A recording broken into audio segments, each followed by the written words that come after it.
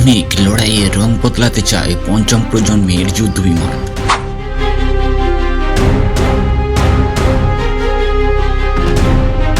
চোখের সামনে রয়েছে দুটি বিকল্প, আমেরিকা এবং রাশিয়া। শেষ পর্যন্ত কোন দেশের লড়াকু বিমান ভারতীয় বায়ুসেনাদের হাতে তুলে দেবে কেন্দ্র?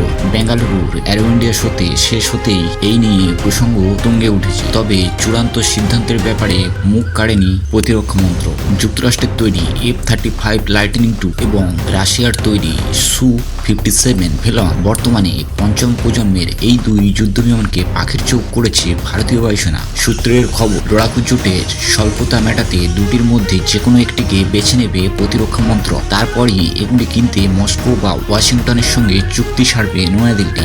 এই আবহে বিষয়টি নিয়ে মুখ খুলেছেন ইসরায়েল।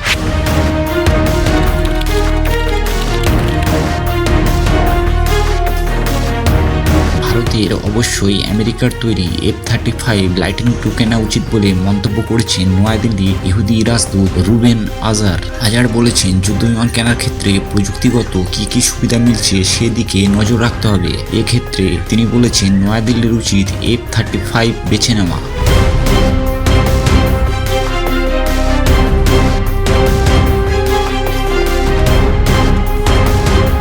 পশ্চিম এশিয়ায় আকাশের যুদ্ধে সবসময় ইসরায়েল এগিয়ে থেকেছে। এর অন্যতম প্রধান কারণ হলো F-35। প্রতিরক্ষা বিশেষজ্ঞদের অবশ্যই দাবি, ইসরায়েলের রাষ্ট্রদূতের এহেন মন্তব্যের নেপথ্যে রয়েছে একাধিক কারণ। প্রসঙ্গত, F-35 নির্মাণকারী সংস্থা লকহিড মার্টিনের শেয়ারে বিপুল পরিমাণ লগ্নি রয়েছে ইহুদি শিল্পপতিদের। দ্বিতীয়ত, ভারতীয় বায়ুসেনার সঙ্গে সখ্য বাড়াতে চাইছে ইসরায়েলি ডিফেন্স ফোর্স। সেক্ষেত্রে দুই বাহিনীর একই ধরনের যুদ্ধবিমান হলে মহড়া বা লড়াইয়ের সময় যোগাযোগ রেখে হামলা চালাতে সুবিধা হবে বলে মনে করছেন তারা। এছাড়া আরও একটি কারণ আছে, প্রধানমন্ত্রী নরেন্দ্র মোদীর পাশে দাঁড়িয়ে প্রকাশ্যে F-35 বিক্রির কথা বলেছেন মার্কিন প্রেসিডেন্ট ডোনাল্ড ট্রাম্প। ইসরায়েলের সঙ্গে যুক্তরাষ্ট্রের সম্পর্ক অত্যন্ত ভালো। সেই বন্ধনকে আরও করতে লড়াকু জেটটি নিয়ে আমেরিকার হয়ে আগাম বিজ্ঞাপন চালাচ্ছে পশ্চিম এশিয়ার ইহুদি রাষ্ট্র ইসরায়েল।